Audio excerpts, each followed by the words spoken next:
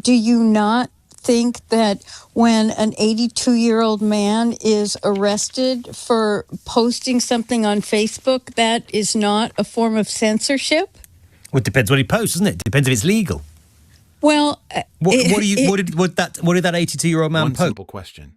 That's all it took for a former Donald Trump advisor to completely lose control of the argument. What starts as a confident defense quickly turns into an interview full of hesitation, backtracking, and uncomfortable moments you won't want to miss. Before we dive into the full story, comment where you're watching from, and don't forget to like and subscribe so you don't miss the next one. Now, let's watch the exchange, and afterwards, I'll break down exactly what happened and why this moment has so many people talking. It's funny that you think that he's taking a dig. Do you not think that when an 82-year-old man is arrested for posting something on Facebook, that is not a form of censorship? Well, it depends what he posts, doesn't it? It depends if it's legal. Well, what did that 82-year-old man post? Well, let's back up a minute here. If we are starting to scrutinize everything that someone says, if we're arresting them because it is hate speech. What is that? You mentioned a specific case there. What is it this 82-year-old was arrested for? Honestly, I can't remember, but what I do remember... You're telling me that it's outrageous that an 82-year-old man was... Back up a minute. No, sorry, this is important because you just said this is an example of free speech under threat in the UK, but you can't tell me what he was arrested for. I don't remember the So why are you bringing it up then? I brought it up as an example that if we are scrutinizing what an 82-year-old man posts on Facebook... But you can't assess that without knowing what he said, can you? Well, you know what? Let's just say I brought up a wrong example because I don't have the context of it. Could it possibly be now because it's all a load of nonsense and free speech isn't under threat in the UK at all, which I think you've just demonstrated respectfully? You know what? I've been there I've lived in the UK for 24 years. And yes, I do believe that censorship, it started with political correctness. Right.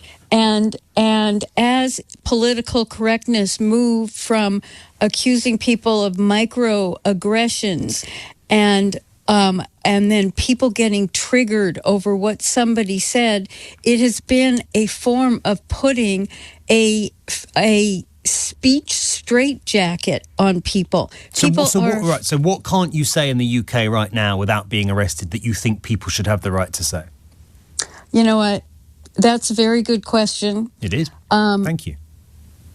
It is. I can't answer that question, and I can't give you an example exactly. But see, so what I find interesting. Sorry, Jane. You've given me an example of free speech being under threat. You can't tell me what the person said. Well, I've asked you for one single thing that you can't say in the UK without fear of being arrested, and you can't think of anything.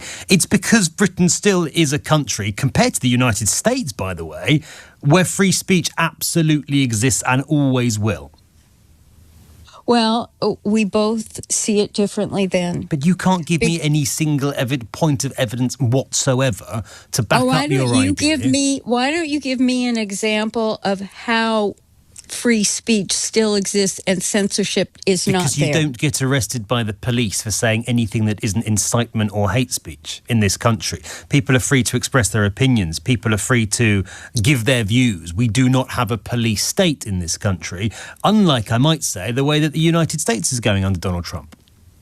Well, you know, that's interesting because it's not going that way with Donald Trump. It was going that way, and it's now reversing itself. Right. So banning journalists from the White House because you don't like what they've written, demanding the impeachment of judges because you don't like what they've ruled, sacking government officials because they've dared to criticise you at any point in recent years, defunding universities because they're not doing what you do, threatening law firms if they don't toe the party line, defunding media organisations that you think are against you, arresting students because of what they've written on social media, and ramping up checks of people entering the UK to check they haven't posted anything on Facebook that you don't like, doesn't amount to any sort of attack on free speech. That's really twisting things without the specific examples. You're giving... They're facts. No, You're giving examples the same way I gave the But example you of didn't the give any examples, and 82-year-old I've just given you man. 10. No, you've just given me a very biased perspective. Bias, it's facts. All of those things have happened. Which of those haven't happened? Have journalists been banned from the White House under the Trump administration? Have journalists been banned, or have they brought in alternative media that presents a different I'm not talking about angle? Have journalists from organisations like the Associated Press been banned by the White House? Yes or no? Yes, they Yes, have. right. Have judges been threatened with But wait a impeachment minute. because the White House doesn't like their rulings? Wait Yes a or minute. no? Let's not do it that way. Let's go back to Because the that. answer's And yes. Why were they? Why were they banned? But so we accept, right? Are we accepting that all the things I just suggested have happened? If you don't let me finish, then we can't really have a conversation here, because you've got a very biased perspective I'm not here, biased at all. very angle. I'm giving you facts, and I'm just asking whether you recognise that those things are true. You know what? It's so interesting. Did we not have a bunch of fake news here? And in the U.S., we did. And why? Why did we have fake news? Because it was biased and it was wrong. And so that is one of the reasons. You know, you're listing 10 things and cutting me off. But then why was the Associated Press no longer welcome? Because they gave fake news that has been proven. But Jen, you coming on the national radio station here on LBC and saying an 82-year-old man being arrested is an attack on free speech without having a clue what he's actually said is not fake news at all. It's not that I haven't had a clue. I can't remember the specifics. Right. But the fact that But how can you know it's an police show up- attack on free speech if you can't remember what he'd actually said? Well, you know, it's very interesting because you started this off by saying J.D. Vance had a dig. And so we don't get to have an intelligent discussion about whether there really is censorship going on, if people are afraid to speak out. But he has had a dig, and that's his own language. He said previously when he talked about the UK... No, you called it a dig. And that's what makes this exchange so revealing. This wasn't about winning a political argument. It was about being able to support a claim when challenged.